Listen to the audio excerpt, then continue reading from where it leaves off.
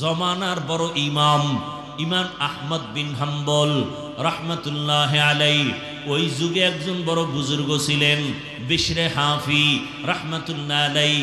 হাফি মানে খালি পাওয়ালা, জগৎ বিখ্যাত ওই বিশরে হাফি যে ছিল এক মদের আড্ডাখানার অধিনায়ক।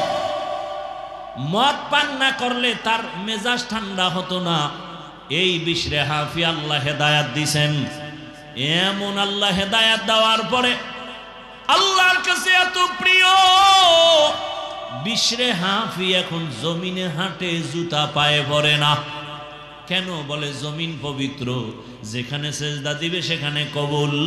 এই জন্য পবিত্র জমিনে বিশরে হাফি জুতা পরিধান করবে না।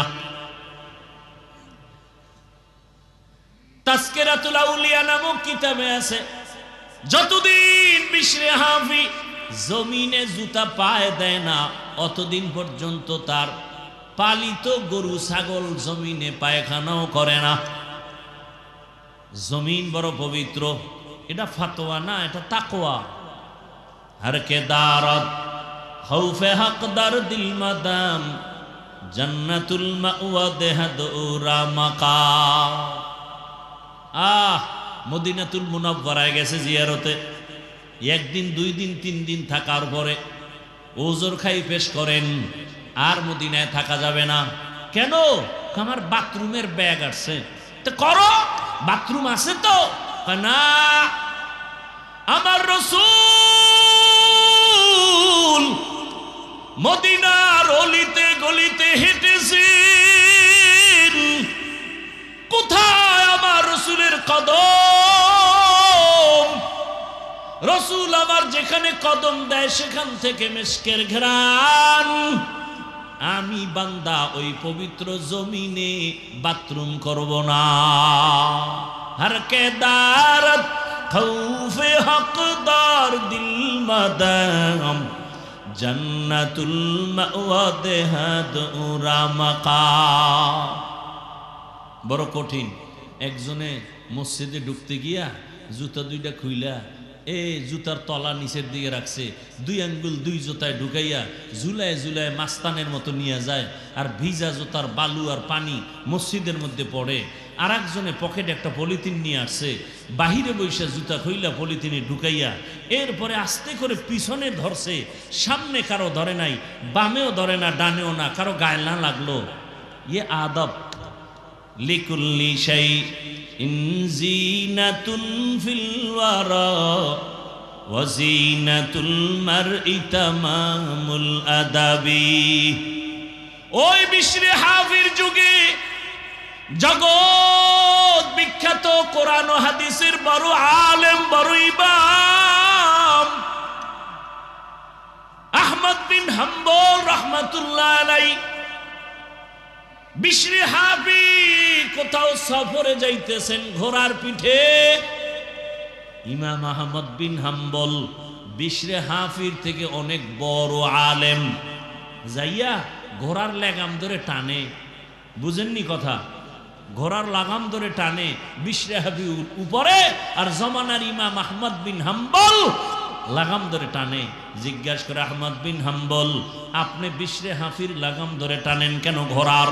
সে তো আলেম না বড়, সে তো, আপনি তো জমানার বড় আলেম। বলে, আমি হলাম আলেম বিল কিতাব, আমি কিতাবের আলেম, আর সে হলো আলেম বিল্লাহ। আমি কিতাব চিনি, কিতাব জানি। বিশরে হাফি আল্লাহকে চিনি, আল্লাহকে জানে। এই জন্য আমি তার সোহবত নেই। ইমামে আজম আবু হানিফা রহমাতুল্লাহ আলাইহি বলেন, আমার জীবনের 2টা বছর এত দামি, ওই 2টা বছর যদি না হইতো আমি ইমাম আবু হানিফার সম্মান এত উঁচু হতো না। সেই 2 বছর কোন 2 বছর? ইমাম জাফরে সাদেক, তার কাছে আমি সোহবতে 2 বছর কাটাইছি, আমার জীবন রং হয়ে গেছে। ও আল্লাহর বান্দারা, ভালো করে বুঝো, মোবাইলে চার্জ নাই, বিদ্যুতের সাথে লাইন লাগাও, মোবাইল ফোন চার্জ হয়ে যাবে, কথা আসে না, নেটওয়ার্ক ফুল লাগাও, টাওয়ারের সাথে লাইন লাগাও, সম্মান বেড়ে যাবে। ও দুনিয়ার মানুষ, ভালো করে বুঝো, স্বর্ণ কিন্তু মাটির মধ্যে থাকে, পদার্থ খনির মধ্যে থাকে, ওখান থেকে বেছে বেছে বের করে ধুইয়া ধুইয়া শোধন করিয়া এরপরে বের করা হয়। বের করার পরে চকচক করে, এরপরে তার দাম বেড়ে যায়। এটাকে কেউ অমূল্য মনে করে না, ফালাইয়াও দেয় না। এর নবীর উম্মত, দুনিয়াতে দেখো বড় ডাক্তার হতে হলে বড় অভিজ্ঞ ডাক্তারের পেছনে পেছনে ট্রেনিং দেয়নি? শুধু লেখাপড়া যথেষ্ট না, দুনিয়ার লাইনে যদি নিজের দামি বানাইতে চাও, দামি দামি আল্লাহওয়ালার সাথে সম্পর্ক জোড়ায় দাও। সাহাবায়ে কেরামরা রাসূলের স্পর্শ পেয়েছেন, এতটা দাম হয়ে গেল। দুনিয়াতে কোরআনের সাথে সম্পর্ক। আমি হাফিজুর রহমানের গায়ের জামার কাপড়ের গজ অনেক বড় দামি। আরে কত দামি কয়, বাংলাদেশে এখন 1 কোটি টাকা দিলেই জামাটার কাপড় আর কেউ পায় না। 1 কোটি টাকার এই কাপড় যদি এখন আমাকে কেউ দেয়, আমি এখন বিক্রি করে দেব। 1.5 কোটি টাকা বিক্রি হয়ে যায়, 50 লাখ লাভ। বাংলাদেশের কোথাও কাপড় নাই। গার্মেন্টস ফ্যাক্টরি যারা কাপড় বানায়, অর্ডার দিলাম আইনা দেন, 1 কোটি টাকার কাপড় আনেন, কালকে দিয়ে দিই। কিন্তু এই কাপড় পাড়ায় পইরা গেলে খুইলা রাখলে পাড়ায় পায়ের নিচে থাকে। কিন্তু দোকানের একটা সামান্য কাপড়, এটা কাটা টেইলার ফালায় দেয়, এটার দিয়ে বাসায় একটা মেশিন দিয়ে জুসদান বানায়, গিলাপ বানায়, কোরআনে লাগাই দিছে। এখন এটা কেউ পায়ে লাগায়নি। আমি এই কাঠের চেয়ারে বসছি, কত দামি চেয়ার, যে কেউ চাইলে বানাইতে পারে না, টাকা দরকার, 1 পিস বানাবে না, এটার একটা নিয়ম আছে। কিন্তু সামান্য কাঠ কোরআনে লাগাই দিয়েছেন, রেহাল নাম হয়ে গেছে, দাম বেড়ে গেছে। আপনাদের এলাকায় বহু ঘর আছে, বিল্ডিং আছে, একটা ঘরের কোনো দাম নাই, কিন্তু এই ঘরের এত দাম কেন? বলে কোরআনের তেলাওয়াতের স্পর্শ লাগছে।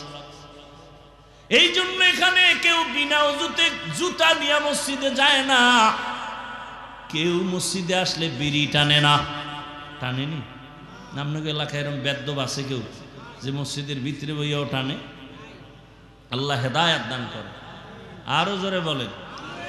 উলামায়ে কেরামের সাথে বেয়াদবি করি ওনারে যুবক। বাংলাদেশে এত ঝামেলা কেন? যত কারণ আছে, এর মধ্যে বড় কারণ আলেমদের সাথে বেয়াদবির ফলাফল। যেই রহমতের নবীকে এক নজর দেখলে জাহান্নামের আগুন হারাম, যেই রসুলের দিকে একটা নজর দিলে 7 দিন পর্যন্ত পেটে ক্ষুধা থাকে না, সেই রসুলকে 13 বছর পর্যন্ত দেখলো, বয়ান শুনলো, কালেমা পড়ে নাই। কয় বছর দেখছে? এরপরও কালেমা। এত বড় তাজা বেঈমানের নাম জানেন? হ্যাঁ, এর নাম কফাল। এর নাম কি? অন্যদিকে 27 বছরের এক যুবক হাতের মধ্যে তরবারি নিয়ে দৌড়ায়, রহমতের নবীকে জবাই করবে। কয় বছরের যুবক? রহমতের নবীর চেহারা দেখা মাত্র তরবারি ফেলায়, বলে রসুল কালেমার পতাকা গলায় লাগায় দেন, বেয়াদবি মাফ করে দেন। 13 বছর দেখছে, বয়ান শুনছে, এক জায়গায় বসে রসুলের সাথে খাইছে কালেমা, এর নাম কফাল। 27 বছরের যুবক রসুলকে জবাই করতে রওয়ানা, মুহূর্তে কালেমা পড়ে তরবারি নিয়ে দাঁড়ায় গেছে। মুহাম্মদের বিরুদ্ধে কথা বললেই তরবারি। নাম কি? নাম কি? বয়স কত? এর নাম কি? কফাল। এই বাড়ির থেকে আসছো আর শুনতে, কপাল খারাপ, প্যান্ডেলে ঢুকতে পারো নাই। কোথায় তারা? দোকানে দোকানে ঘুরে, আর নারী পুরুষ সমানে যুবক যুবতী আড্ডা দেয়, আর তাজা তাজা কবিরা গুনাহ করে। আছে না মার্কেট? এটা বেহেশতের বাগান, প্যান্ডেলের বাইরে জাহান্নামের বাগান। পরীক্ষা চলতেছে। কি চলতেছে? আল্লাযী খালাকাল মাউতা ওয়াল হায়াতা লিয়াবলুয়াকুম আইয়ুকুম আহসানু আমালা ওয়া হুয়াল আজিজুল গফুর।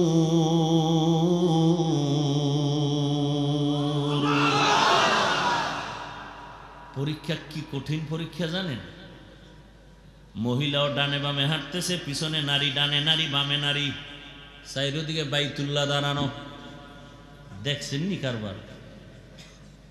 আল্লাহর ঘর কাবা, বাইতুল্লাহ তাওয়াফ করে সবাই, ডানে মহিলা, বামে মহিলা, সামনে মহিলা, পেছনে মহিলা।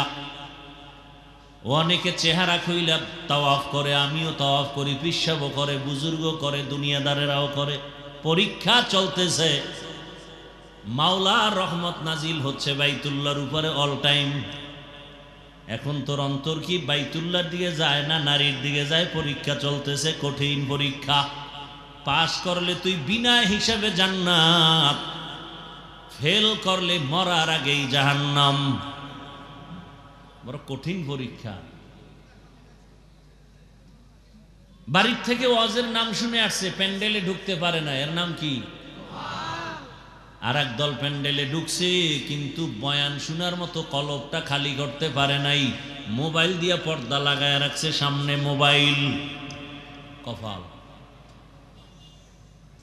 ভালো, কে ভালো কপাল? সারা রাত মোবাইলে আকাম কইরা চেহারাটারে নষ্ট করে ফেলেছে। চেহারার দিকে তাকাইলে কোনো মায়া নাই, নূর নাই, আকর্ষণ নাই। ঘরে ঘরে, রুমে রুমে জেনা, চোখের জেনা, কানের জেনা, হাতের জেনা, জবানের জেনা, মোবাইলের দ্বারা। আব্বাও করে, আম্মাও করে, ভাইও করে, বোনেও করে, রুমে রুমে জেনা চলতেছে।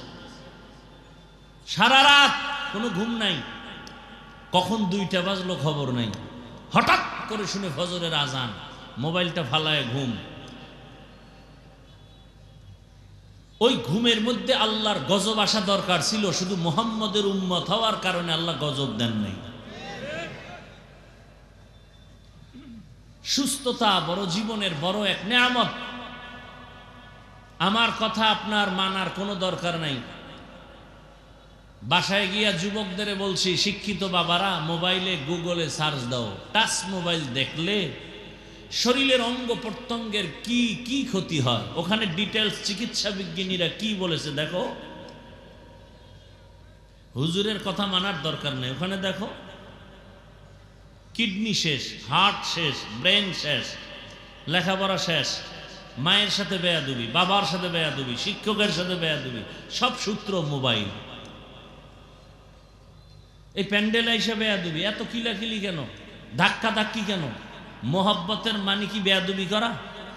এটা কোন মোহাব্বত, কোন ভালোবাসা? ভালোবাসা তো বেয়াদবির নাম না। রসুল বয়ানে বসছেন, সাহাবাদেরকে বললেন যে যেখানে আছেন বসেন। আওয়াজটা সাহাবি শুনছেন বাহির থেকে, এক পাও ভেতরে আর এক পাও বাইরে মসজিদের। কানে আসছে, রসুল বলছেন বসেন। বাহিরের পাও ভেতরে দেননি, ভেতরের পাও বাহিরে নেননি, জায়গায় বসে গেছেন। এর নাম আদব। আমাকে আপনি ভালোবাসেন তার মানে বেয়াদবি করবেন? এটা কোন ভালোবাসা? একটা ছবি তোলার জন্য আপনি আমার গায়ে হাত দিবেন? এজন্যই একটু আগে বলেছি, মোবাইল আমাদের বেয়াদব বানিয়েছে। একটা মানুষ হাত বিছাইতে, সালাম দিতেও চিন্তা করে, কি জানি হুজুর মনে করে। আর ছবি তোলার জন্য কাদের উপরে হাত উঠায় ছবি তোলার জন্য বলে, হুজুর একটু ছবি তুলবো। আবার বলে অনুমতি দেন। মদিনার অনুমতি নাই, আমি কেন অনুমতি দিব? সারা দুনিয়ার ওলামায়ে কেরাম একমত, সরকারের প্রয়োজন ছাড়া, শরীয়তের ওজোর ছাড়া এমনিই ছবি তোলা স্পষ্ট কবিরা গুনাহ, হারাম। বহু ওলামায়ে কেরাম এখানে আছেন, পারলে বলুক আমার ফতুয়া উল্টা পাল্টা, তওবা করে নেই।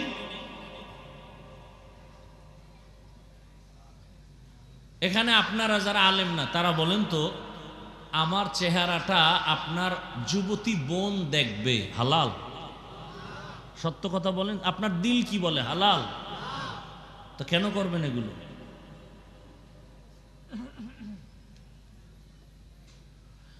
আল্লাহ আমাদের সব ভাইকে হেদায়াতের দৌলত দান করেন। যাদের আয়োজনে আজকের এই মাহফিল, সময়, পরামর্শ, অর্থ সব দিয়ে সহযোগিতা করেছেন, আল্লাহ তাদের কবুল করেন। দরুদ ও সালাম সৈয়দুল মুরসালিন রহমতুল্লিল আলমিন শফিউল মুজনিবিন খাতামুন নবিয়্যিন সৈয়দুস সাকালাইন ইমামুল মুরসালিন হযরত মুহাম্মদুর রাসূলুল্লাহ। নবীর নামে দরুদটা পড়লেন না? কি দুশ্মনী আছে রসুলের সাথে? পড়লেন না কেন? সবাই একবার জবান খুলে পড়েন তো। কতটা গুনাহ হয়েছে? বরং 3টা পুরস্কার পাইছেন একবার বলার কারণে। কয়টা?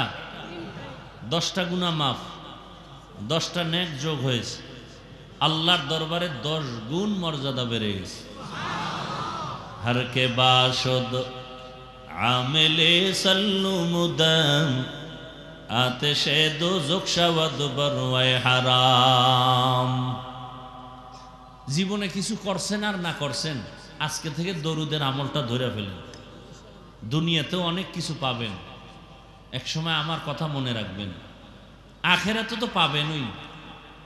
কমপক্ষে দৈনিক 300 বার দরুদ পড়বেন, আজমতের সাথে, পবিত্র অবস্থায়, নির্জন জায়গায় বসে।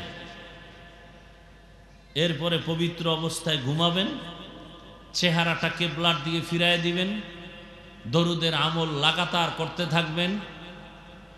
কি যে আল্লাহ আপনাকে দিবেন আমার এটা বুঝাবার কোনো ক্ষমতা নাই। তবে এতটুকু কথা আমি বলি, সবার জন্য মৌখিক নফল আমল ইস্তেগফার আর দরুদের থেকে পাওয়ারওয়ালা আমল আর এই দুনিয়ায় নেই।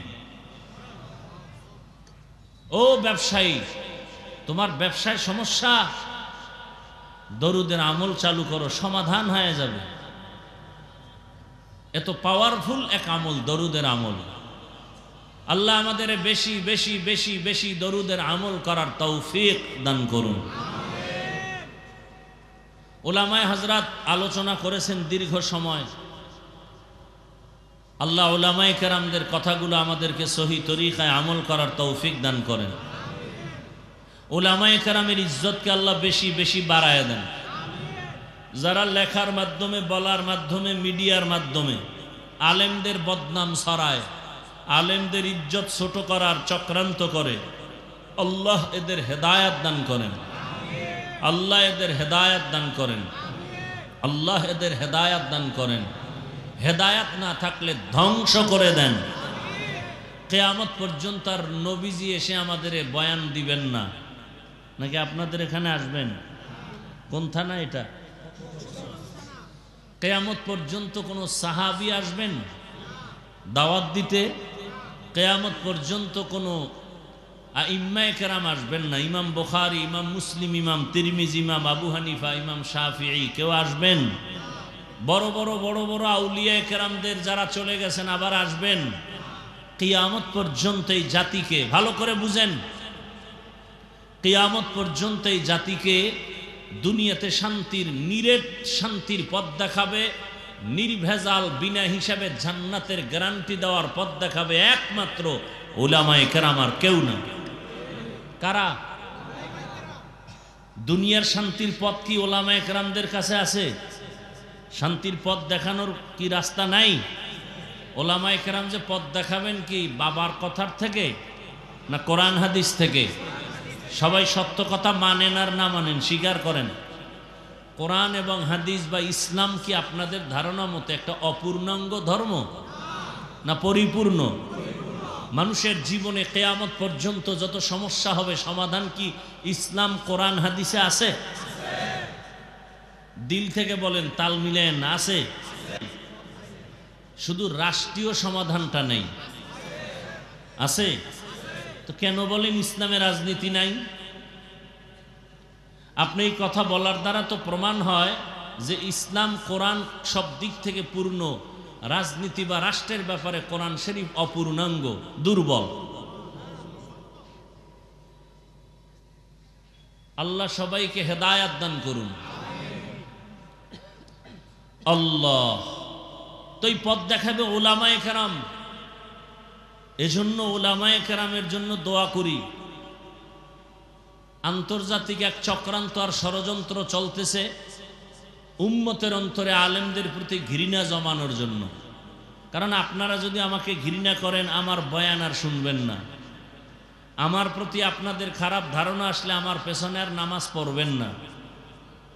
ইসলাম বন্ধ করো বলতে হবে না, এই আকাম করলে অটো ইসলাম বন্ধ হয়ে যায়। দেখেন না, সব ওলামায়ে কেরাম আমরা খুশি। দেশের যে পরিস্থিতি এই মুহূর্তে একটা সুযোগ ইসলামের জন্য, কিন্তু এটা মুখেই বলি, বাস্তবে সব দ্বিমুখী দৌড়াচ্ছি। এবং আলেমরা যেন এক না হয় এজন্য কোটি কোটি টাকা ব্যয় করা হচ্ছে এদের পেছনে, যে আলেম যেন এক না হয়। আলেম ওলামা এক হয়ে গেলে নাস্তিকদের ঘুম হারাম, দুর্নীতিবাজ আর দুর্নীতি করতে পারবে না। কারণ আলেম ওলামারা উম্মতের দায়িত্ব নিলে কিছু হোক না হোক এদেশে কোনো জুলুম হবে না। জালেমরা পছন্দ করে না, দুর্নীতিবাজরা চায় না এদেশে ইসলাম আসুক। দেখেন না নেতারা স্টেজে কত বক্তব্য দেয়, এই হুজুর গো বয়ান শুনলে হবে না, আমল করা লাগবে। কারণ মাঠের থেকে আপনারা কেন বলেন না যে আপনার আমলের দাড়ি কই? মানে আপনাদের বলে বলে ইসলাম ছাড়া শান্তির ধর্ম আর কোথাও নাই। বলে ঠিক, সে মানে বলেন মানে না কেন? দুনিয়ার সবাই জানে ইসলাম শান্তি দেয়, মানে না কেন? তার মন মতো আকাম করতে পারবে না, এজন্য মানে না। দেখেন হুজুরগো অনেকে ভালোবাসে, কিন্তু হুজুরগো ক্ষমতায় আসতে দিবে না। মহিলারাও কয় না, আইলেই হাত মোজা পরাইব, পায়ে মোজা লাগাই দিব, দরকার নাই হুজুরগো হাদিয়া জনমের মতো দাও, ভালোবাসা দাও, ফল ফুরুট যা চায় দাও, ক্ষমতায় আনতে গেলে ঝামেলা। এখন কিছু কিছু হুজুর চিন্তা করে তাহলে ইসলামটারে আরো হালকা বানাই, যে তুমি যা করবা এটাই ইসলাম, কোনো কঠিন কিছু নেই। কত দিকের মুসিবতে যে আমরা পড়ে আছি আর কোনো শেষ নাই। বাইতুল্লাহে গেলাম, রসুলের রওজা মোবারকে গেলাম, সেখানে সারা দুনিয়ার কত লাইনের মুসলমান নামাজে দাঁড়ানো। কাউকে দেখলাম পাও কেবলার দিকে দিয়া টান টান হয়ে ঘুমাচ্ছে, একামত হয়ে গেছে, নামাজে দাঁড়ায় গেছে, আর দিল পরিষ্কার, উজু লাগবে না। আর একজনকে দেখলাম নামাজে দাঁড়ায় মোবাইল আসছে বের করে কথা বলতেছে, কথা বললাম মোবাইল রেখে দিছে, নামাজ যায় নাই, কারণ দিল ঠিক। আর একজনকে দেখলাম বুকে হাত বাঁধা, কেউ সাইডে দিয়ে দাঁড়ায় রয়েছে, হাত বাঁধেই না। কেউ বুকে বাঁধলে হাত নাবির নিচে ওলারা বেজার, নাবির নিচে হাত বাঁধলে বুকে যারা বাঁধে এরা বেজার। একজনের কথা আমার বান্দারই দরকার নেই, সাইডে দিয়ে খাড়ায় দেয়। তুই মক্কায় এই অবস্থা আছে না নাই? আছে। একজনকে দেখলাম সেজদায় যাওয়ার আগে, এবার দেখেইস কপাল এই একটা কি যেন পকেট থেকে বাইর করে এই পরিমাণ, এটা কপালের নিচে দিয়ে সেজদা দেয়। খবর নিয়ে দেখলাম ওদের অন্তরের আকীদা হইল ইবলিস সেজদা দিয়ে জমিন নাপাক করছে, এই জন্য জমিনে দেয় না, একটা কাঠের টুকরা রাখে পাতলা, ওইটার উপরে দেয়। আচ্ছা, আমি যেটা বুঝাতে চাই, আরবে, সৌদি, মক্কা, মদিনায় এত ফেরকা, এত কিছু, আপনারা শুনছেন কোনো দিন যে তারা এই এত মতামতের মধ্যে কিলাকিলি লাইগিয়া 10 জন মারা গেছে? শুনছেন তো? সোনার বাংলায় গজব কেন, ঝগড়া কেন? বুকে হাত বাঁধি, নাবিওয়ালারা বেজার, নাবির নিচে হাত বাঁধলে বুকওয়ালারা বেজার। 20 রাকাত তারাবি পড়ি, 8 রাকাত ওয়ালারা সালাম দেয় না, দিলেও নেয় না। কেন এই গজব? কেন? কার বদনজর লাগছে আমার দেশে? এত ঝগড়া হবে কেন? আপনি 20 রাকাত পারেন না, পড়েন 8 রাকাত, আপনার জবাব আপনি আল্লাহর কাছে দিবেন। হ্যাঁ, আমার এখানে করণীয় কি? আপনাকে মহব্বতে বুঝাতে পারি, আর কিছু না। গালি দিবেন, সালাম দিবেন না, দিলেও নিবেন না, এটা কোন রসুলের আদর্শ? আল্লাহ হেদায়েত দান করুন। যাই হোক, অনেক কথা বলে ফেললাম। বয়ান যতটুকুই করব শুধু আপনাদের ধৈর্যের উপরে। উঠবেন, আস্তে হাত উঠে মোনাজাত দিয়ে চলে যাব। কোরআনে হাকিমের এক আয়াত পড়ছি, রসুলের একটি হাদিসের অংশ পড়েছি, তর্জমাটা বলে নেই, এরপরে কিছু ব্যাখ্যা। ওয়া আম্মা মান খাফা মাকাম রাব্বিহি ওয়া নাহান নাফসা আনিল হাওয়া ফাইন্নাল জান্নাতা হিয়াল মাওয়া।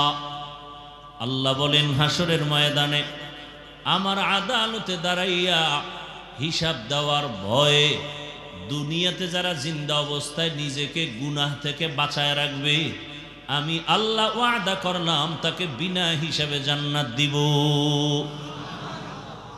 নবীজি বলেন, ইত্তাকিল মাহারিম তাকুন আবাদান নাস। ও দুনিয়ার উম্মতের দল, সমস্ত অবৈধ হারাম থেকে নিজেরা বাঁচাও, আল্লাহ তোমার মর্যাদা মানুষের কাছে বাড়ায় দিবেন, আল্লাহর কাছেও বেড়ে যাবে। হারাম থেকে বাঁচো। আল্লাহ আদম নবীর তরজমা শেষ, এবার ব্যাখ্যা শুরু। আল্লাহ পাক আদম আলাইহিস সালামকে জান্নাতে দিয়া বললেন, উসকুন আনতা ওয়া যাওজুকাল জান্নাহ। হে আদম, তোমার স্ত্রীকে নিয়া, হাওয়াকে নিয়া তোমরা জান্নাতে থাকো। ওয়াকুলা মিনহা রাগাদান হাইসু শিতুমা। মনে যা চায় ঘুরু আর খাও। খুব খেয়াল করিয়েন, ওয়ালা তাকরাবা হাযিহিশ শাজারা ফাতাকুনা মিনাজ জালিমিন। একটা গাছের দিকে ইশারা করে বললেন, ওই গাছের কাছেও যাইবা না, যদি যাও সীমা লঙ্ঘনকারীদের অন্তর্ভুক্ত হয়ে যাবে। খুব খেয়াল করছেন আপনারা? আদম নবী জান্নাতে থাকবে, মনে যা চায় খাও। একটা গাছের দিকে ইশারা করে বললেন, ওখানে যাবাই না। কেন? ওই গাছটার মধ্যে কি আগুন ছিল? না। গাছটা কি কাঁটাওয়ালা? না। গাছের ফলে কি বিষ? বলে না। ফলটা ভিটামিন যুক্ত, শরীরের জন্য ভালো। নিষেধ করলেন কেন? আল্লাহ বলেন, আমি কিয়ামত পর্যন্ত একটা বিধান কায়েম করার জন্য নিষেধ করেছি। বাবারে যেমন বিধান দিয়েছি, সন্তানেরও সে একই বিধান। ও দুনিয়ার আদম আদম সন্তান, ক্ষুধাও আছে, খানাও আছে, তবে কিয়ামত পর্যন্ত এই বিধান তোমাকে ফলো করে চলতে হবে। যে খানা সব আমার আছে হালাল, সামনে খানাও রেডি, ক্ষুধাও আছে। খাওয়ার আগে চিন্তা করবা কোনটা আল্লাহর হুকুম আছে, কোনটায় নাই। এই চিন্তা সব সময় করবা। স্বাধীন জিন্দেগি ভালো না। রাস্তার মধ্যে বহু কুকুর ঘুরে, কোনো দাম নাই। মালিকের শিকল লাগানো কুকুরটার অনেক দাম। ওটারে ধমক দিলে মামলা হয়ে যাবে, মালিক মামলা করবে। উড়ান্ত পাখি আকাশে উড়ে, কোনো দাম নাই। মালিকের খাঁচায় যে পাখি আটকানো, পাখির বড় দাম। জঙ্গলে হাজারো প্রাণী আছে, কোনো দাম নাই। চিড়িয়াখানার মধ্যে হরিণ বাঁধা, বাঘ বাঁধা আছে, অনেক দাম, দেখতে টিকিট লাগে। জমিনে অনেক মানুষ আছে, অনেক মানুষ, কোনো দাম নাই। আল্লাহর মোহাব্বতে কালেমার লাগাম যার গলায় লাগানো, সময় মতো মসজিদে যায়, মানুষটার বড় দাম। কেমন দাম? আল্লাহ কয় শুধু দিন দিন পয়েন্ট বাড়বে। কেমন বাড়বে? বলে সারা দুনিয়ার মধ্যে তোমার ভালোবাসা কেমন। এখন তো ভালোবাসা গণা যায়, গণনা করা যায়। গণনা করা যায় না যে আমার কয়জনে ভালোবাসে। এই ফেসবুকের গোলাম বাবারা, গণনা করা যায় না। তোমার ফলোয়ার কত? কয় 100, 200, 500, 1000। তা তুমি বুঝতে পারলা তোমার ভালোবাসার পার্সেন্ট কত? তোমার কত পার্সেন্ট তোমাকে ভালোবাসে? আল্লাহ কয় তোরে আজকে 500 মানুষ ভালোবাসে। যদি তুই আমারে মোহাব্বত কইরা চলো, তোরে আরো মানুষ ভালোবাসবে। আজকে তোরে শুধু হুজুর ভালোবাসে। আমারে যদি মোহাব্বতের নজরে দেখিয়া ভালো আমল করো, চলো, যারা হুজুর না তারাও তোরে মোহাব্বত করবে। আরো তুই বিনয়ী হয়ে চল, আমল বাড়া, আরো মর্যাদা বাড়বে। বলে কেমন? এখন তোরে মুমিন ভালোবাসে, কিছুদিন পরে বেঈমানরাও তোরে স্যালিউট দিবে, তুই যা বলবি মেনে নিবে। খাজা মঈনুদ্দিনের ইতিহাস পড়ো। ভারতের জমিনে মদিনাতুল মুনাওয়ারা থেকে দাওয়াত দিতে আসছেন। মদিনাতুল মুনাওয়ারা থেকে ভারতের জমিনে ঘুরে ঘুরে কালেমার দাওয়াত, লক্ষ লক্ষ বিধর্মী তার হাতে কালেমা পড়েছেন। মায়ের কাছে গিয়ে মঈনুদ্দিন বড় আনন্দ, হাসে আর খুশি। আম্মা জান বলেন, মঈনুদ্দিন এত হাসো কেন, আনন্দিত কেন? কয়, আম্মা জান, ভারতের ভেতরে অনেক মানুষ আমার হাতে কালেমা পড়েছে, লক্ষ লক্ষ লক্ষ লক্ষ। মা কয়, এটা তোর বাহাদুরি কি? আসলে সব বাহাদুরি আমি মায়ের। কার? খাজা মঈনুদ্দিন চিশতি আজমিরি বলেন, মা তোমার কিসের বাহাদুরি একটু বলো। মা বলে, সন্তান, আমার গর্ভে তুই যখন আসছো, আল্লাহর জাতের কসম, আমি এক রাত ঘুমাই নাই, সেজদায় পড়ে মালিকের দরবারে কান্না করেছি, ও দয়ার মালিক, আমার গর্ভের সন্তানকে তোমার ওলি হিসাবে তুমি পাঠাও। দোয়া না করলে হবে? ইব্রাহিম নবী দোয়া করেন, রব্বি হাবলি মিনাস সালিহিন। আল্লাহ বলেন, ফাবাশশারনাহু বিগুলামিন হালিম। দোয়া বড় দামি এক সম্পদ। আদ-দুআউ হুয়াল ইবাদাহ। রহমতের নবী বলেন, দোয়া হলো আলাদা একটা স্বতন্ত্র ইবাদাতের অংশ। এরে নবীরা আশিক, তাহলে তোমাকে দুনিয়ার সব বেঈমানরাও ভালোবাসবে। কয়, আরো কি মর্যাদা বাড়বে নাকি? বলে, হ্যাঁ, আরো আমল বাড়াও, মর্যাদা বাড়বে। বল কেমনে? এখন তোমাকে জগতের মুমিন বেঈমান সবাই ভালোবাসে, কিছুদিন পরে দেখবা তোমার উপরের ভালোবাসা বেড়ে যাবে। উড়ন্ত পাখিও তোমারে ভালোবাসবে, নদীর মাছ তোমারে ভালোবাসবে, জঙ্গলের প্রাণী তোমারে ভালোবাসবে। তখন তুমি বাঘের সাথে কথা বলবা, বাঘ শুনবে, পাখিরে কথা বলবা, পাখি শুনবে। এরকম ঘটনা জমিনে আছে না নাই? খাকো বাদ আবো আতিশ বান্দান বামানো তু মুর্দা বাহক জিন্দা আন। উজানি একটা জায়গা আছে, কচুয়া থানা, চাঁদপুর জেলা, কুমিল্লার পার্শ্বে।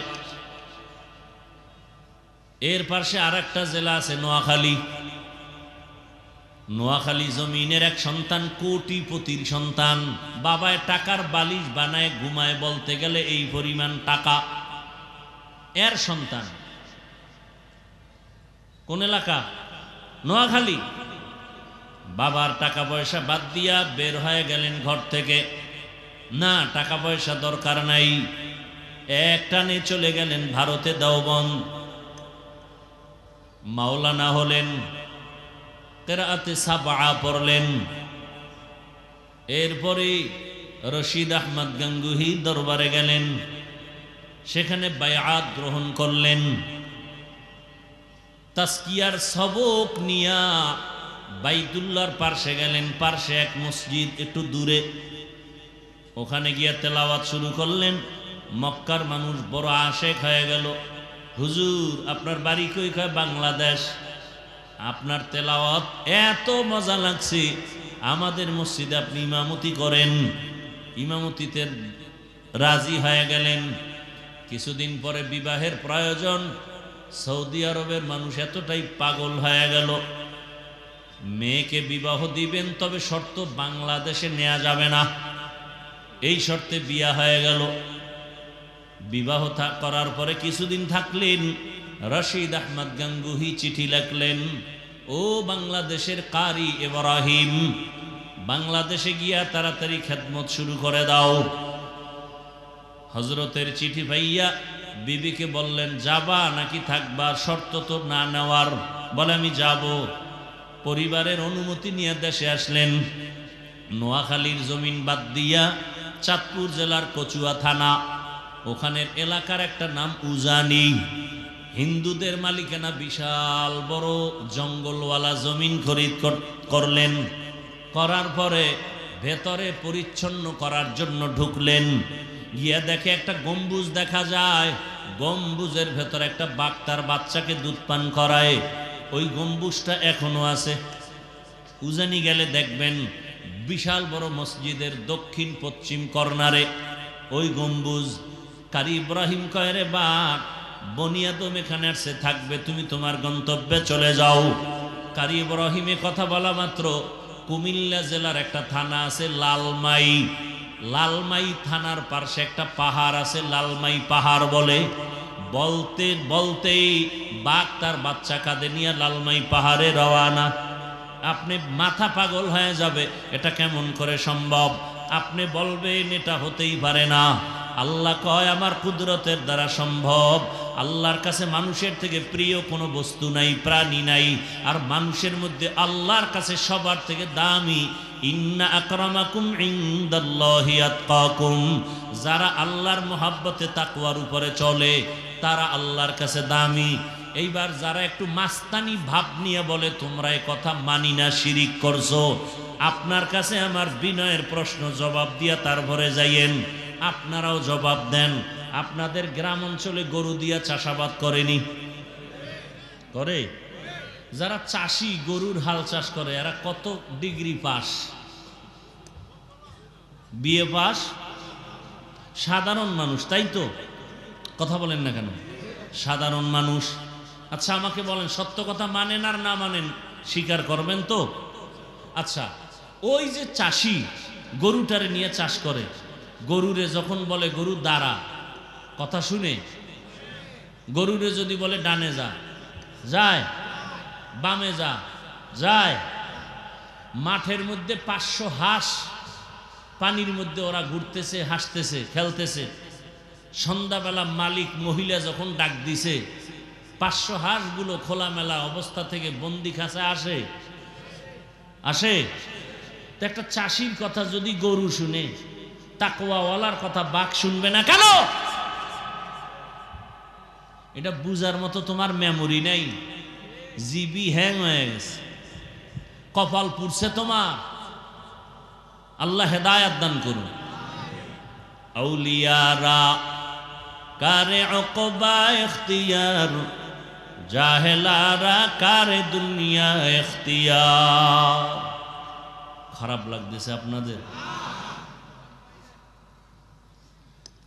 আল্লাহ তাআলা বলেন আম্মা মান খাফা মাকাম রাব্বিহি ওয়া নাহান নাফসা আনিল হাওয়া ফাইন্নাল জান্নাতা হিয়াল মাওয়া। হাসরের ময়দানে আল্লাহর আদালতে দাঁড়াইয়া হিসাব দেওয়ার ভয় অন্তরে জমা করিয়া যারা দুনিয়াতে গুনাহ ছেড়ে দিবে, আল্লাহ ওয়াদা করেছেন আমি তাকে বিনা হিসাবে জান্নাত দিয়ে দিব। জান্নাতে যাইতে চাননি কি আল্লাহর বান্দারা? যাইতে চান? হিসাব দিয়া না হিসাব ছাড়া? আল্লাহ সবাইকে কবুল করে।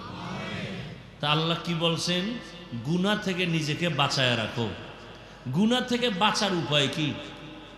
গুনাহ থেকে বাঁচার জন্য দুই দিকে দুই মেডিসিন লাগবে। যেমন গুনাহ করে ফেলেছেন এরকম লোক এখানে নাই? হাতের গুনাহ, চোখের গুনাহ, জবানের গুনাহ, অন্তরের গুনাহ করে ফেলেছি, শয়তানের দোকায় গুনাহ করেছি, এখান থেকে কেমনে বাঁচবো? আবার সামনে যতদিন আমি হায়াত পাইব গুনাহ যেন আর নতুন করে না হয়, জবানের দ্বারা যেন গুনাহ না হয়, হাতের দ্বারা যেন গুনাহ না হয়। সামনের জীবনে গুনাহ থেকে বাঁচবো কি করে? দুই গুনার থেকে বাঁচার জন্য দুই মেডিসিনের প্রয়োজন। মেডিসিনটার নাম হলো আল্লাহর ভয়। কার ভয়? हर के दारत खौफे हकदार दिल मदम जन्नतुल मअवा देहद उरा मकाम जुज़बा हक़ची ज़े मखाज़ इंसुजा फज़ले उआ मस्ते दर जुमला जहां। পেছনের গুনাহ থেকে বাঁচার জন্য যে মেডিসিন লাগবে নাম হলো আল্লাহর ভয়। সামনে জীবনটা পবিত্র রাখার জন্য, গুনাহমুক্ত রাখার জন্য যে মেডিসিন লাগবে এর নামও আল্লাহর ভয়। আরবিতে এই ভয়টাকে বলে খাশিয়া। কোরআনের ভাষায় ভয়ের নাম তাকওয়া, কোরআনের ভাষায় এই ভয়ের নাম খাউফ। লাউ আনজালনা হাযাল কুরআনা আলা জাবালিন লারাআইতাহু খাশিআম মুতাসাদ্দিআম মিন খাশিয়াতিল্লাহ। এই ভয়ের নাম তাকওয়া। ইয়া আইয়ুহাল্লাযীনা আমানুত্তাকুল্লাহ ওয়া কুনু মা'আস সাদিকিন। আল্লাহ কয় আমাকে ভয় কর। ইন্নামা ইয়াখশাল্লাহা মিন ইবাদিহিল উলামা। জমিনের মধ্যে যারা আসল উলামা তারা আল্লাহকে ভয় করবেন। খাশিয়াও মানি আল্লাহর ভয়, তাকওয়াও মানি আল্লাহর ভয়, খাউফুন মানি আল্লাহর ভয়। অতীতের গুনাহ থেকে বাঁচার জন্য আল্লাহর ভয় অন্তরে জমা করো। ভয়ের নাম খাশিয়া।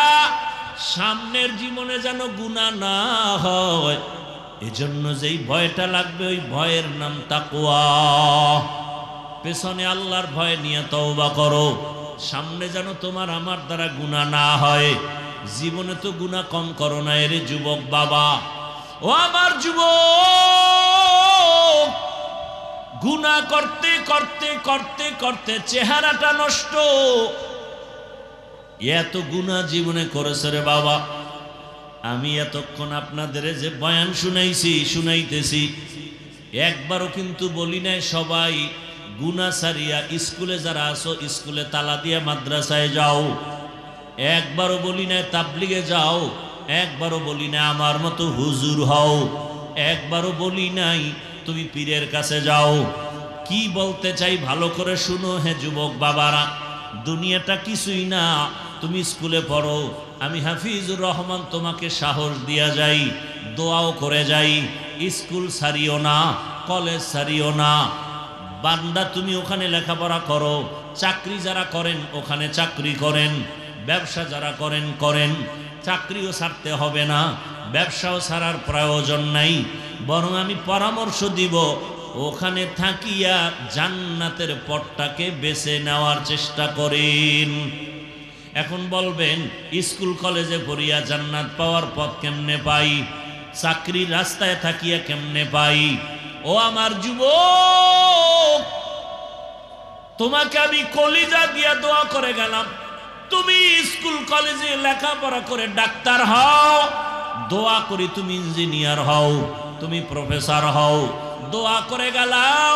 আমি হাফিজুর রহমানের দোয়া কবুলের গ্যারান্টি নাই, তবে ময়দানে বহু আল্লাহর বান্দা আছে যাদের আমিন ফেরত যাবে না। আমিন ফেরত যাবে না এমন আল্লাহর বান্দা আছে না নাই? বহু আল্লাহর বান্দা আছে। ও যুবক, তুমি প্রফেসর হও, দোয়া করি তুমি এমপি হও, মন্ত্রী হও, তুমি ওসি হও, ডিসি হও, এসপি হও। তবে ছোট একটা সতর্কতা, বেয়াদব হইবা না। কি হইবা না?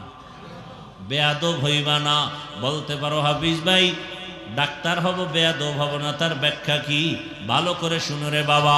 3 জায়গায় বেয়াদবি করবা না, করলেই মরার আগে তুমি পঙ্গু। ভালো করে মনে রাখিস যুবকেরা, ভালো করে পারলে লিখে রাখ ভালো করে। 3 জায়গায় বেয়াদবি করলে মরার আগেই বিচার শুরু। 1 নাম্বার জায়গা মা বাবা, 2য় জায়গা তোমার শিক্ষক, 3 নাম্বার জায়গা উলামায়ে কেরাম মুরব্বী। আল্লাহর জাতের কসম,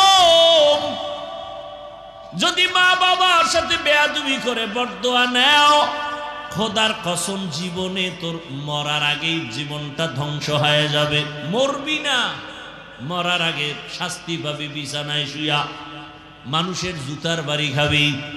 2 নাম্বার, শিক্ষকের যদি বেয়াদবি করে কোনো বরদোয়া নাও, লেখাপড়ার জিন্দেগি তোর ধ্বংস হয়ে যাবে। 3 নাম্বার, উলামায়ে কেরামের পরামর্শের বাইরে গিয়া যদি বেয়াদবি করে বরদোয়া নাও, হাত উঠাইয়া বরদোয়া করা লাগে না।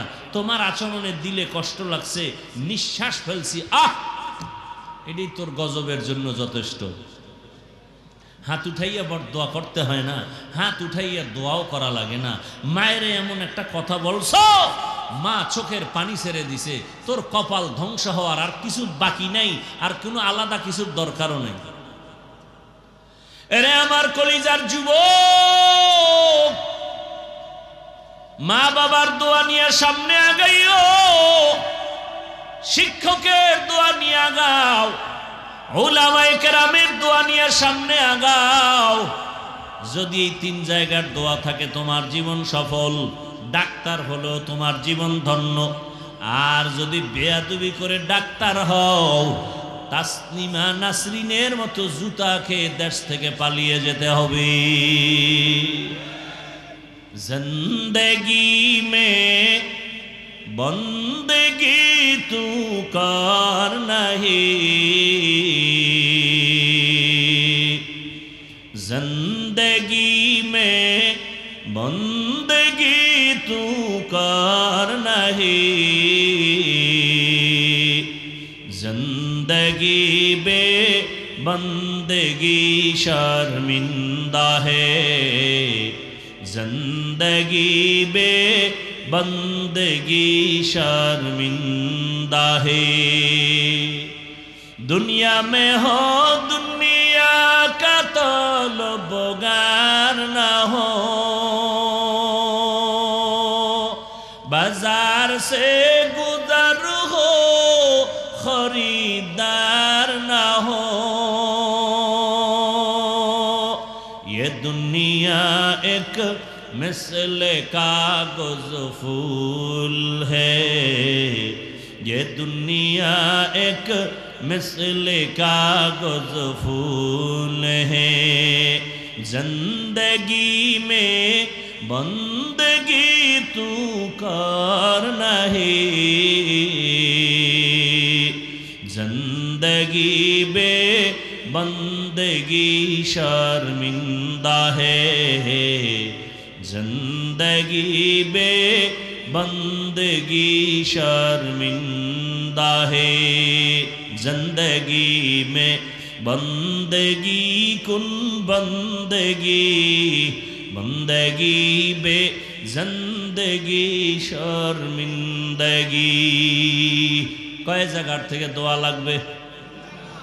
এক নাম্বার জায়গা মা বাবা, দ্বিতীয় শিক্ষক। আল্লাহর কসম, শিক্ষকের যদি বরদোয়া লাগে লেখাপড়া ধ্বংস। রাস্তায় চলতে গিয়া বহু তোমার মতো যুবক দেখি অর্ধুলাঙ্গ পাগল, কিন্তু ইংলিশে কথা বলে। এমন পাগল দেখছেননি? রাস্তার পাগল কেমনে কথা কয়? ইংলিশ। আবার এক পাগল দেখলাম আরবিতে কথা বলে। আরে পাগল হইয়া কি আবার ইংলিশে কোচিং করলো নি? কয় না না, তো ব্যাপার কি? বলে ভালো ছাত্র ছিল, শিক্ষকের সাথে বেয়াদবি করে পাগল হয়ে গেছে। লিকুল্লি শাইইনাতুন ফিল ওয়ারা ওয়া যিনাতুল মারই তামামুল আদাবি, আজ খোদা খা হি মে তৌফিক আদব, বেআদব মাহরুমে গশ আজ ফজলে রাও। তিন নাম্বার জায়গা কি? উলামায়ে আহলে হক। উলামায়ে কেরামের সাথে বেয়াদবি করলে কপাল খারাপ। জমানার বড় ইমাম, ইমাম আহমদ বিন হাম্বল রহমতুল্লাহ আলাইহি, ওই যুগে একজন বড় বুজুর্গ ছিলেন, বিশরে হাফি রহমতুল্লাহ আলাইহি। হাফি মানে খালি পাওয়ালা। জগৎ বিখ্যাত ওই বিশরে হাফি, যে ছিল এক মদের আড্ডাখানার অধিনায়ক। মদ পান না করলে তার মেজাজ ঠান্ডা হতো না। এই বিশরে হাফি আল্লাহ হেদায়াত দিছেন। এমন আল্লাহ হেদায়াত দেওয়ার পরে আল্লাহর কাছে এত প্রিয়, বিশরে হাফি এখন জমিনে হাঁটে, জুতা পায়ে পড়ে না।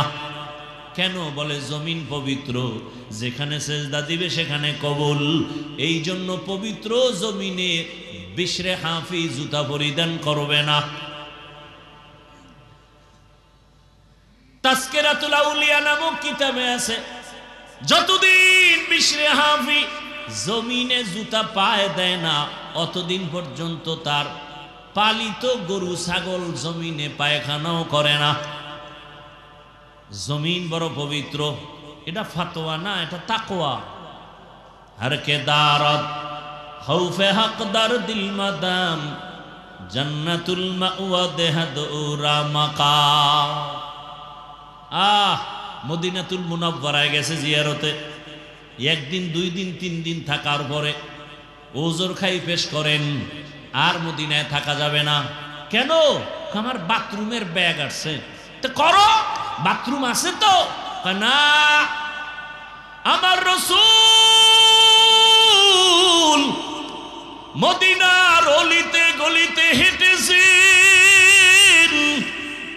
কোথায় আমার রাসূলের কদম? রাসূল আমার যেখানে কদম দেয় সেখান থেকে মিশকের ঘ্রাণ। আমি বান্দা ওই পবিত্র জমিনে বাথরুম করব না। हर के दारत खौफे हकदार दिल मदाम जन्नतुल मावा देहदुरा मका। বড় কঠিন।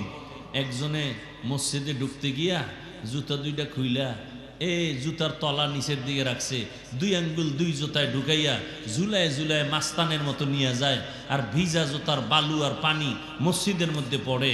আর একজনে পকেটে একটা পলিথিন নিয়ে আসছে, বাহিরে বৈশা জুতা খুইলা পলিথিনে ঢুকাইয়া এরপরে আস্তে করে পিছনে ধরছে, সামনে কারো ধরে নাই, বামেও ধরে না, ডানেও না, কারো গায়ে না লাগলো। ইয়ে আদব। লিকুল্লি শাইইন জিনাতুন ফিল ওয়ারা ওয়া জিনাতুল মারই তামামুল আদাবি।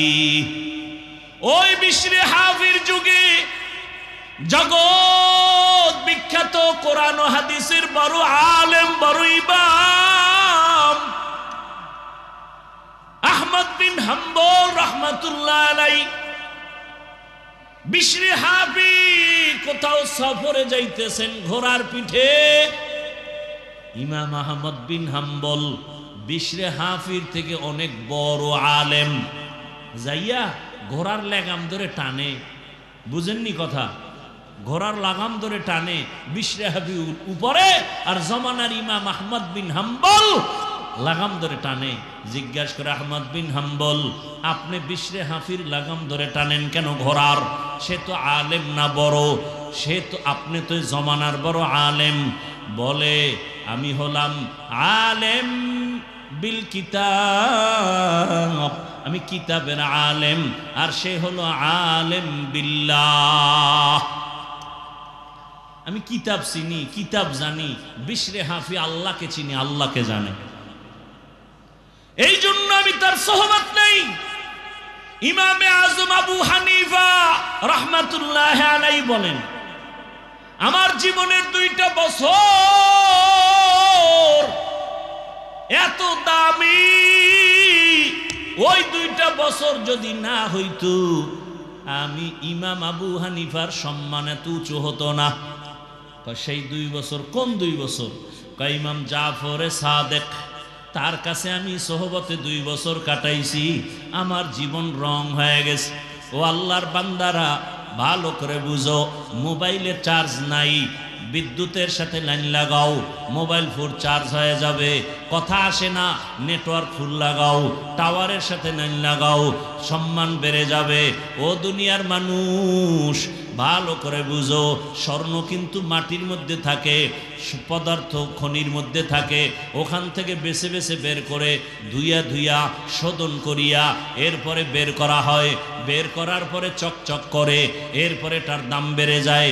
এটাকে কেউ অমূল্য মনে করে না, ফালাইয়াও দেয় না। এরে নবীর উম্মত, দুনিয়াতে দেখো, বড় ডাক্তার হতে হলে বড় অভিজ্ঞ ডাক্তারের পেছনে পেছনে ট্রেনিং দেয়নি? শুধু লেখাপড়া যথেষ্ট না, দুনিয়ার লাইনে যদি নিজের দামি বানাইতে চাও, দামি দামি আল্লাহওয়ালার সাথে সম্পর্ক জোড়ায় দাও। সাহাবায়ে কেরামরা রাসূলের স্পর্শ পেয়েছেন, এতটা দাম হয়ে গেল। দুনিয়াতে কোরআনের সাথে সম্পর্ক, আমি হাফিজুর রহমানের গায়ের জামার কাপড়ের গজ অনেক বড় দামি। আরে কত দামি? কয় বাংলাদেশে এখন 1 কোটি টাকা দিলে এই জামাটার কাপড় আর কেউ পায় না। 1 কোটি টাকার এই কাপড় যদি এখন আমাকে কেউ দেয়, আমি এখন বিক্রি করে দিব। 1.5 কোটি টাকা বিক্রি হয়ে যায়, 50 লাখ লাভ। বাংলাদেশের কোথাও এ কাপড় নাই। গার্মেন্টস ফ্যাক্টরি যারা কাপড় বানায়, অর্ডার দিলাম আইনা দেন, 1 কোটি টাকার কাপড় আনেন, কালকে দিয়ে দিই। কিন্তু এই কাপড় পাড়ায় পইরা গেলে খুইলা রাখলে পাড়ায় পায়ের নিচে থাকে। কিন্তু দোকানের একটা সামান্য কাপড়,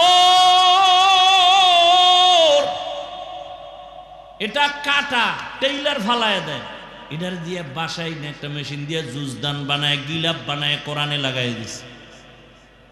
এখন এটা কেউ পায়ে লাগায়নি।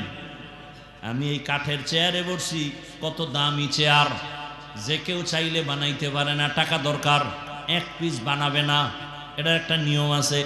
কিন্তু সামান্য কাঠ কোরআনে লাগায় দিছেন, রেহাল নাম হয়ে গেছে, দাম বেড়ে গেছে। আপনাদের এলাকায় বহু ঘর আছে, বিল্ডিং আছে, একটা ঘরের কোনো দাম নাই, কিন্তু এই ঘরের এত দাম কেন? বলে কোরআনের তেলাওয়াতের স্পর্শ লাগছে। এই জন্য এখানে কেউ বিনা ওযুতে জুতা নিয়ে মসজিদে যায় না, কেউ মসজিদে আসলে বিড়ি টানে না। টানেনি? আপনাদের এলাকায় এরকম বেদ্যব আছে কেউ যে মসজিদের ভিতরে বইয়াও টানে? আল্লাহ হেদায়েত দান করে। আরো জোরে বলেন। উলামায়ে কেরামের সাথে বেয়াদবি করি ওনারে যুবক। বাংলাদেশে এত ঝামেলা কেন? যত কারণ আছে, এর মধ্যে বড় কারণ আলেমদের সাথে বেয়াদবির ফলাফল। খবরদার বেয়াদবি করবা না রে বাবা, সাবধান। তুমি ডাক্তার হও, জীবন ধন্য, সর্বোচ্চ সম্মান তোমার হবে যদি 3 জায়গার দোয়া নিয়ে চলো। ডাক্তার হতেও বাধা নাই। এবার বলবা হাফিজ ভাই এটা কি সম্ভব? হ্যাঁ, তুমি ডানে বামে তাকাও, সত্যটা স্বীকার করে আমাকে বলো।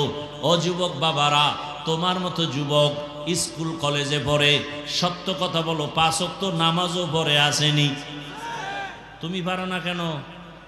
আমি আনসার দিব। তোমার কপালে কার জানি বরদোয়া লাগিয়েই গেছে, অজান্তে বরদোয়া লাগছে। এই জন্য তুমি হাজারো বয়ান শুনে কান্দো না, মোনাজাত করো না, তওবা করো না, মসজিদেও যাও না। তোমার মতো যুবক র্যাব, আর্মি, পুলিশ, বিডিআরের চাকরি করে, 5 ওয়াক্ত নামাজ পড়ে, বলো তুমি কেন পারো না? অবশ্যই তোমার কপালে কার যেন বরদোয়া লেগে গেল। তোমার মতো যুবক রাস্তায় গাড়ি চালায়, ড্রাইভারি করে, নামাজ পড়ে, তুমি কেন পারো না? তোমার মতো যুবক এই বাজারে ব্যবসা করে, চাকরি করে, 5 ওয়াক্ত নামাজ পড়ে, শাটার টাইনা মসজিদে চলে গেছে, এখন বেচা কিনা চলবে না, এরকম ব্যবসায়ী নাই? বলো ব্যবসায়ী বাবা তুমি পারো না কেন? তোমার মতো যুবক নদীর মধ্যে মাছ ধরে, নামাজ ছাড়ে না, রিক্সা চালায়, নামাজ ছাড়ে না, জমিনে কৃষি কাজ করে, গামছা বিছাইয়া নামাজ পড়ে, নামাজ ছাড়ে না। বলো বাবা তুমি পারো না কেন? পর্দার আড়ালের আম্মা জানেরা, বোনেরা, আপনাদের কত ধন্য জীবন। খাজা মঈনুদ্দিনের কথা মনে আসেনি? বলছিলাম মা কি কইছিল? তুমি যত হাসো বাহাদুরি তোমার না আমার। মা বলেছিলেন রে মঈনুদ্দিন, তুই যদি আমার গর্বে যেদিন আসছো, আমি মা ঘুমাইতাম না, রব্বে কারিমের দরবারে কান্না করতাম, হে মালিক আমার গর্বের সন্তান তোমার ওলি বানায় পাঠাও। দুনিয়াতে আসার পরে আমি মা তোরে যতদিন দুধ পান করাইছি রে সন্তান, 1 ফোঁটা দুধও বিনা ওযুতে আমি তোর মুখে দেই নাই। কেমন মা 1 ফোঁটা দুধও বাচ্চার মুখে বিনা ওযুতে দেয় না? এই সন্তান জগৎ বিখ্যাত, আল্লাহওয়ালা হবে না তো কার সন্তান হবে? ও আমার যুবক বাবারা, পর্দার আড়ালের মা বোনেরা, আপনাদের এলাকায় এখনো বহু মা আছে, বহু বোন আছে, বেপর্দায় চলে না, নামাজ ছাড়ে না, মোবাইলে সময় নষ্ট করে না, স্বামীর মাল নষ্ট করে না, খেয়ানত করে না। আম্মা জান আপনি কেন পারেন না? আজকে এই মাদ্রাসার কতজন ছাত্র পাগড়ি দেওয়া হইল? হ্যাঁ 37 জন ছাত্রকে পাগড়ি দেয়া হলো, ছোট ছোট বাচ্চা, এদের সিনার মধ্যে আল্লাহর কোরআন জমা হয়ে গেছে। ও পর্দার আড়ালের মা, খবর নিয়ে দেখেন এ যারা পাগড়ি নিয়েছে ওই ছেলেদের বাবারা কোটিপতি না। খবর নিয়ে দেখেন চাষি চাষের কাজ করে, কৃষি কাজ করে, রিক্সা চালায়, ড্রাইভারি করে, খেটে খাওয়া মানুষ। সন্তানটারে কোরআন পড়াইছে, দিনে কাজ কইরা যা পায়, নিজে খাইলো না খাইলো সন্তানের কিছু বেতন দেয়। এই বাবা মার আজকে খবর নেন, তাদের মতো ঈদের আনন্দে জমিনে আজকে আর কেউ নাই যে আমার সন্তানটা কোরআনের হাফেজ হয়ে গেল।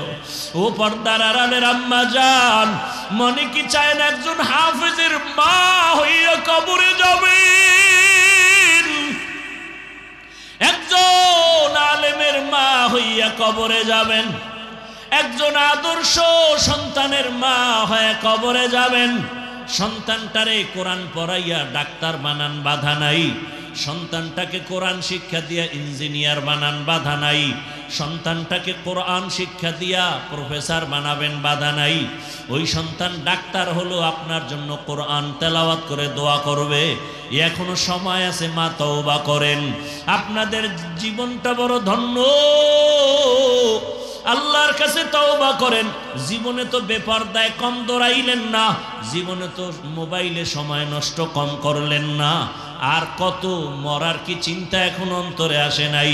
ও যুবক, মনের মতো গুনাহ তো কম করো নাই, মনের মতো নামাজ সারিয়া মনের মতো দৌড়াইছো, মনে চাইছে পার্কে যাবা পার্কে দৌড়ায় গেছো, মনে চাইছে মোবাইল চালাবা সারা রাত চালাইছো, কারো বাধা মানো নাই। মনে চাইছে মেয়েদের নিয়ে আড্ডা দিবা দিছো, কারো বাধা মানো নাই। মসজিদে যাবা না যাও নাই, দাড়ি কাটবা কাটে ফেলেছো, কারো বাধা মানো নাই। এখনো কি তোমার মরণের ভয় অন্তরে আসে না? আজকে তুমি এখানে তাজা যুবক বসে আছো, তুমি কি একটু ভয় করো না? সকালবেলা ঘুম থেকে এমনও হতে পারে তোমার বাবায় দৌড় দিয়া মসজিদে গিয়া বলবে, ইমাম সাহেব তাড়াতাড়ি আসেন, আমার বাবা দুনিয়াতে জিন্দা নাই। মা একটা চিৎকার দিয়া বলবে, তোরা কই, আমার সন্তান আর দুনিয়ায় বেঁচে নাই। মা চিল্লায় কাঁদবে আর বলবে, আমার আম্মু বলে কে ডাক দিবে? ও আল্লাহর বান্দারা, কেউ ডাক দেখবা, কেউ দৌড়াবে কাফন কেনার জন্য, বাবায় বলবে কেউ যা কবর খনন করার জন্য, আবার কাউকে পাঠাবে গরম পানি কর, আবার ছেলের চির বিদায়ের গোসল দেওয়া হবে। কেউ যাবে বাঁশবাগানে কবর খনন করার জন্য। রে যুবক, এরে কয়দিন আগে দেখছো বিদেশ থেকে টাকা নিয়ে আসছে, গাড়ির মধ্যে ছেলে মেয়ে সহ বাড়ি যায়, রাস্তায় বাড়ি যাওয়ার আগে পানির মধ্যে পইরা মহিলাও মারা গেছে, বাচ্চাও মারা গেছে, দেখো নাই? এরে আল্লাহর বান্দা, এই তো দুনিয়া। ওই বিদেশি লোকটা হাউ মাউ করে কান্না করে, আমার জীবনটা শেষ হয়ে গেল, আমার কোলে বাচ্চাটাও মারা গেল, আমার সামনে স্ত্রীও মারা গেল, বাসা পর্যন্ত যেতে পারলাম না। কিসের যৌবনের বাহাদুরি করো? পানির মধ্যে তাকায় দেখ যুবকের লাশ, ঘুমের বিছানায় তাকায় দেখ লাশ, গাড়ির নিচে যুবকের লাশ। ওরে মায়ের কান্না শুরু হয়ে যাবে, তাকাইয়া দেখবি রে যুবক, আপনজনের আইসা তোর গায়ের গেঞ্জিটা বেলেট দিয়ে কেটে কেটে রাখবে, গোসল করাইয়া যখন কাফন পরাবে, খাটে উঠাবে, মসজিদের খাটিয়া ঘরের দরজায় তোমারে আমারে খাটে উঠাইয়া যখন ঘর থেকে জানাজার ময়দানে নিবে, আম্মা জান জানালা দিয়া চিৎকার দিয়া বলবে, আমার বাবারে কই নাও, শেষবারের মতো একটু চেহারাটা দেখাইয়া যাও, আমার বাবারে আর জীবনে বুঝি দেখতে পারবো না। চির বিদায় দিয়া দিবে সবাই। জানাজা পড়াইয়া ওই বাঁশবাগানে যেখানে দিনেও কেউ যায় না ভয়, ওইখানে তোমাকে আমাকে শোয়াইয়া মাটি দিয়া বিদায় হয়ে যাবে।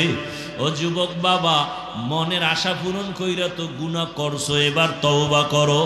মনে মনে আমার আল্লাহকে ডাকো আর বলো, হে আল্লাহ, আমার মতো জেনারেল লাইনের যুবক হইয়া যদি রাস্তায় গাড়ি চালাইয়া নামাজ পড়ে আমি কেন পারি না? আমার মতো জেনারেল লাইনের যুবক যদি চাকরি করে নামাজ পড়ে আমি কেন পারি না? আমার মতো যুবক যদি জেনারেল লাইনে থাকিয়া ব্যবসা করিয়া নামাজ পড়ে আমি কেন পারি না? আজকে থেকে তওবা করে নিলাম। আমার আল্লাহকে মনে মনে বলো, হে আল্লাহ, জীবনে আর নামাজ ছাড়বো না, দাড়ি কাটবো না, আর বেপরদায় চলবো না। মা বাবার দোয়া নিয়া, শিক্ষকের দোয়া নিয়া, উলামায়ে কেরামের দোয়া নিয়া নবীজির আদর্শ মতো চলবো। ও আল্লাহর বান্দা, পর্দার আড়ালের মা বোনেরা, অন্তর ভরে দোয়া করো, আল্লাহর কাছে তওবা করো।